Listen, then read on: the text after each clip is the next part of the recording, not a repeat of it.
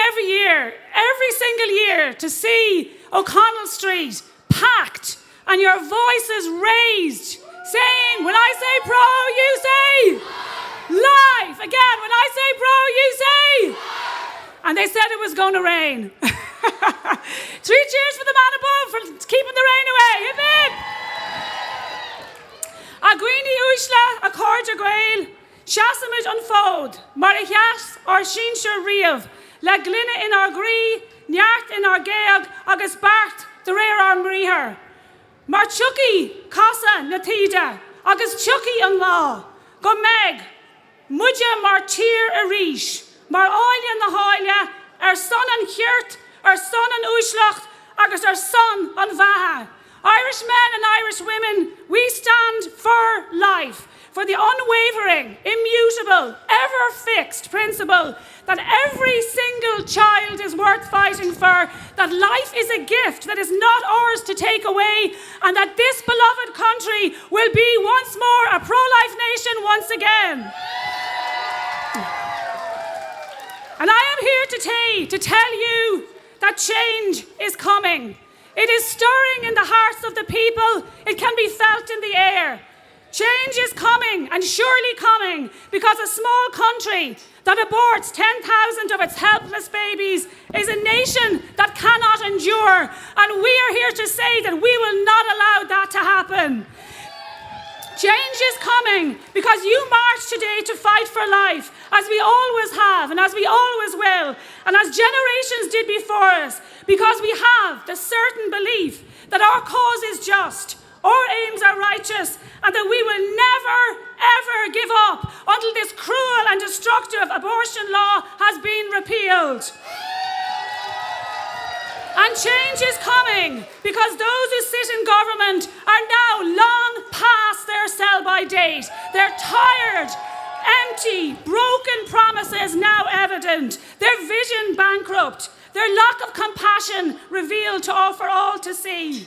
Because the truth is that our ministers are too busy putting videos on TikTok or dancing like idiots at parades to take responsibility for the falling down health service.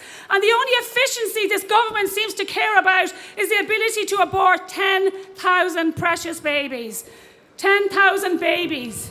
It would be like as if the entirety of Ballina vanished overnight. And at this point, an estimated 42,000 babies have been aborted under a regime set up by this government who fail to offer women real choices and who tell mothers to flush the body of their aborted baby down the toilet.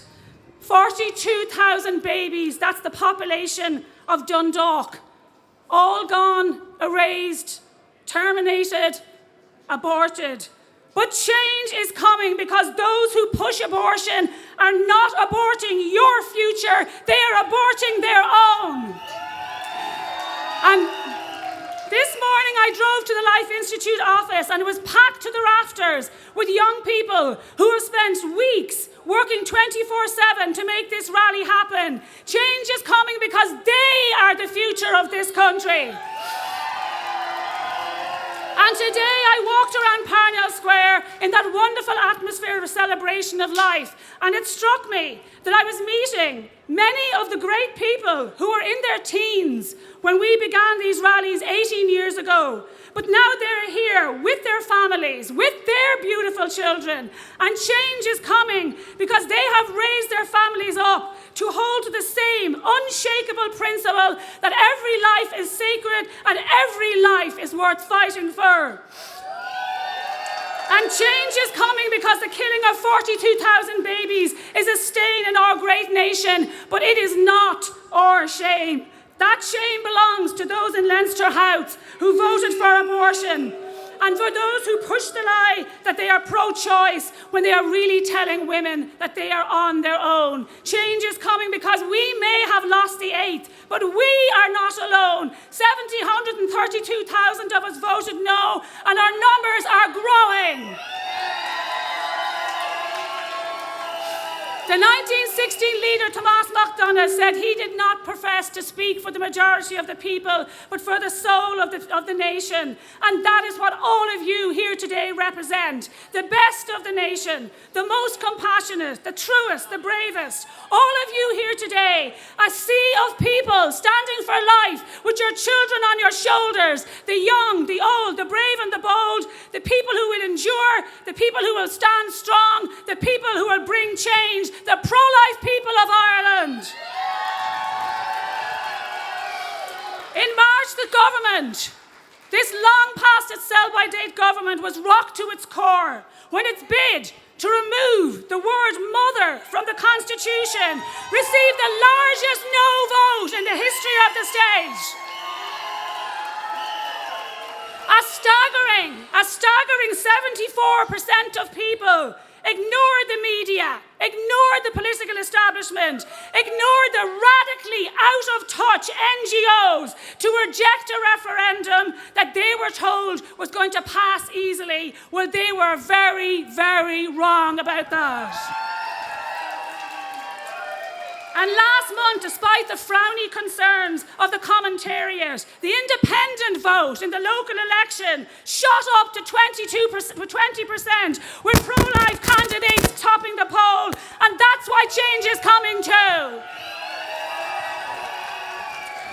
There is a deep disconnect. A deep, deep disconnect between the establishment in Leinster House and the ordinary people. And today we echo Carol Nolan's call to urge this government to stop acting as cheerleaders for abortion and to instead establish an urgent task force to tackle this horrific, heartbreaking, spiralling abortion rate. Because it may surprise Stephen Donnelly to know this, most Irish people do not share the monstrous opinion that an increase in abortion is something to celebrate. And we will rebuild this broken culture for those who are most innocent, for the children who cannot even raise their eyes in their own defence, for the women who deserve better than the cruelty of abortion. And because we demand that this government, our government, at a time when all of Europe is fading and aging and shrinking, stops aborting our future. Because a lie cannot endure. A lie cannot endure, and the truth will always out. Change is coming. Change is coming, and it will not come today, and it will not come tomorrow, but it will come. It will come because you, all of you here, and the hundreds of thousands you represent, are the persistent, enduring, unstoppable force that will sweep aside this broken culture and make Ireland a pro-life nation once again. Gurmila Magi!